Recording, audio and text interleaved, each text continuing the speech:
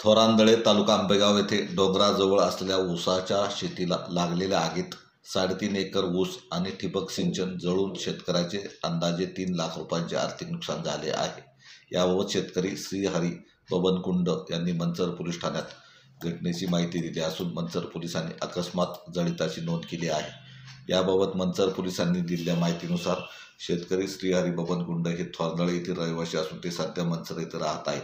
शेतकरी श्रीहरी गुंड यांची थोरांदळे येथे डोंगराच्या जवळ ऊसाची शेती असून गुरुवार दिनांक 20 रोजी ते मंचर येथे घरी असताना त्यांना त्यांचा भाऊ महेश बबन गुंड यांनी फोन करून डोंगराजवळ असलेल्या शेतातील ऊसाला आग लागली असल्याचे सांगितले।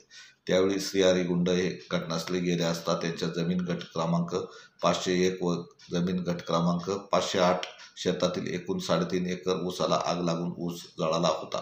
तसेच शेतातील 1.5 वर्षापूर्वी बसवलेले ठिबक सिंचनचे पाईप देखील जळाले होते। यात त्यांचे अंदाजे 3.5 लाख रुपयांचे नुकसान झाले असून आगीचे कारण समजले नाही।